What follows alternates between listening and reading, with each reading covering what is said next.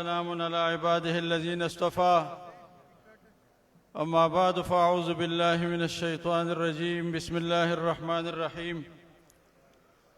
ولا تقولوا لمن يقتل في سبيل الله أموات بل أحياء ولكن لا تشعرون صدق الله مولانا العظيم. انتہائی معزز و محترم صدر مجلس، پسٹیج باندې ناس ډیر معزز و موقر علماء کرام، اکابرین جمعیت د جمعیت علماء اسلام، ډیرو عزتمندو ورکرانو، ټولو اول زه ستاسو شکریه ادا کوم چې تاسو په دومره کثیر تعداد کې د شهید اسلام کانفرنس په دې موقع باندې شرکت وکړه.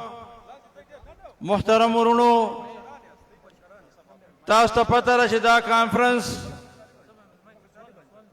دا د شهید اسلام حضرت الشیخ محمد ادریس نور الله مرقده په یاد کې د دې انعقاد شوی دی. د دې کانفرنس مقصد هغه تاسو ټولو ته معلوم دی چې موږ بدقسمتۍ نه په داسې یو ملک کې پیدا یو چې په هغه ملک کې نه امن شته، نه په هغه ملک کې روزګار شته، نه په هغه ملک کې حقدار ته حق ملاویږي. په داسې یو بدقسمته ملک کې موږ پیدا یو. تاسو وینئ، ګورئ د ثبوت حقوق څومره حق تلفي کېږي په دې ملک کې. بیا امن و امان ته وګورئ، خاص کر زمونږ د خیبر پختونخوا امن و امان چې جنوبي اضلاعو ته د رزق رڼا سړی نشي تللی، هلته اختیار د ټوپک والو دی، هلته اختیار د نورو خلکو دی. بلوچستان کې تاسو حالات وګورئ، کوم حالاتو سره زمونږ دا قوم او خلک مخامخ دی، کومې بې عزتۍ زمونږ د هغه پردهنشینو زنانو کېږي چې هغوی د خپل علاج معالجې دپاره هم ډاکټر نه پرده نه ماتوي. نن په هغه خلکو باندې کورونه د هغوی روان دي، د هغوی په کورونو باندې اورونه لګېدلي دي، هغه د خپل کور نه کور بدر دي او ملک بدر دي. دغه حال زمونږ په خیبر پختونخوا کې دی چې د امن و امان مسله تاسو وینئ. ګورئ، دومره جید علما، دومره لوی هستی چې د یو عالم په جوړېدو باندې یو زمانه لګي چې هغه یو مقام ته رسي، بیا د هغه خدمات د دین اسلام دپاره. مونږ دا تپوس کوو د دې خلکو نه چې دې علماو جرم څه و؟ دی خو د قال الله او د قال الرسول د ورځې او د شپې دا د دی وظیفه وه. قوم ته امن ورکول د دی وظیفه وه، قوم ته د امن تعلیم ورکول د دی وظیفه وه،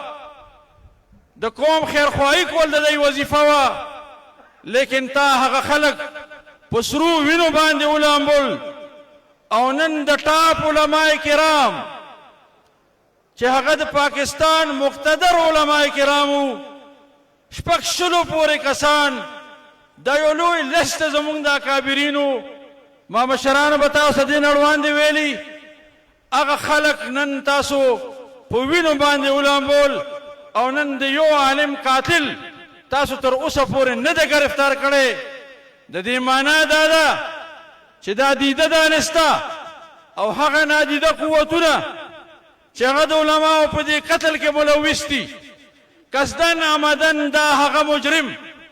هغه د قوم مخې ته نه راولي. رونو، نن دا احتجاجي مظاهره د دغه مقصد دپاره ده چې مونږه خو پرامن خلک یو. څومره احتجاجونه چې مونږ کړي دي، څومره میلیون مارچونه چې مونږ کړي دي، هغه پرامن مونږ کړي دي. لیکن که چېرې داسې صورتحال وي او دغه وتیره ستاسو، دغه طریقه ستاسو زمونږ د اکابرینو سره، زمونږ د علماو سره،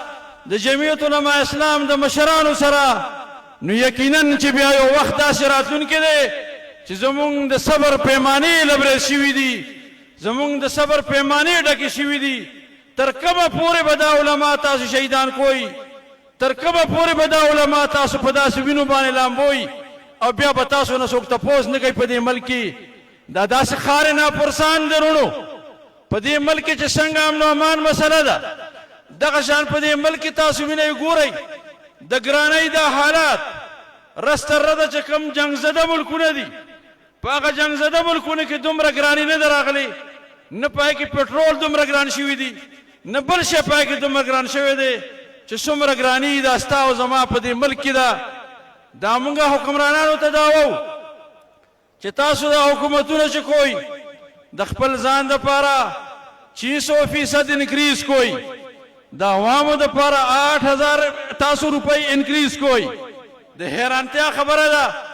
غریب سړی نن په دې باندې مجبوره دی چې هغه خپل بچي خرڅوي غریب سړی نن په دې باندې مجبوره دی چې هغه خپلې ګردې خرڅوي په هغې باندې خپل وخت تېروي په هغې باندې خپلو بچو له ډوډۍ پیدا کوي خودکشۍ کوي خلک نو یو طرف ته ته ماله امن نشي راکولی بل طرف ته روزګار نشي راکولی ملک او ملکي ادارې د تباهۍ سره مخامخ کړي په دې خپل خیبر پښتونخوا کې تاسو وګورئ تعلیم سره د ایسو وکړه تباهۍ سره مخامخ کړه نن زمونږ د غریب بچې هغه په خپله اداره کې تعلیم بغیر د پیسو نه نشي حاصلولی نن یو بچې هغه په کالج او په یونیورسټۍ کې بغیر د فیسونو نه تعلیم نشي حاصلولی او تعلیمي ادارې مو ته تباه کړي د هغې انفراسټرکچر یې تباه کړو تاسو دې سره صحت ته وګورئ تاسو نورو مسلو ته وګورئ چې دا په کم طرف باندې دا حکومت روان دی که هغه مرکزي حکومت دی او که هغه صوبایي حکومت دی دواړه د تباهۍ په لاره باندې روان دي د قوم هېڅوک پرسان حال په دې ملک کې نشته وروڼو په داسې حالاتو کې جمعیت علما اسلام او د جمعیت اکابرین هغه خاموش نشي پاتې کېدی خامخا مونږه قائد محترم قائد ملت اسلامیه دا خبره ډیره مخکې کړې ده چې اوس ایوان بني ایوان باندې څه فایده حاصله نه شوه اوس په میدان کې مونږ ولاړ یو انشاءالله او دا میدان کې خو اوس پر امن ولاړ یو مونږ دې ته مه مجبوره کوئ چې دا پر امن احتجاجونه مونږ پرېږدو او پر تشدد احتجاجونه په دې ملک کې شروع شي تا ته بیا د جمعیت علما اسلام قوت او طاقت معلوم دی بل څوک په دې ملک کې هغه طاقت الحمدلله نه لري نه افرادي قوت لري نه د جمعیت علما اسلام په شان سیاسي قوت لري په پاکستان کې د ټول نه مضبوط سیاسي قوت هغه جمعیت علما اسلام دی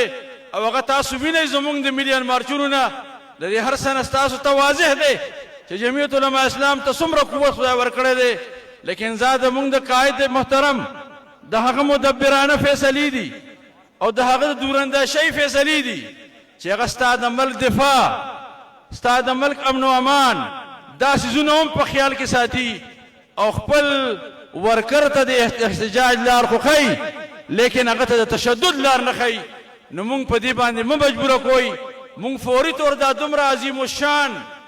کانفرنس چې کوم دی شهید اسلام دا مطالبه کوي د تاسو نه چې تاسو فوري طور د شیخ صاحب قاتلان گرفتار کوي او هغه د قوم مخې ته راولئ چې دا د شیخ صاحب قاتلان دي محترم وروڼو دې دپاره هر قسم قربانۍ ورکولو ته تیار یې که نه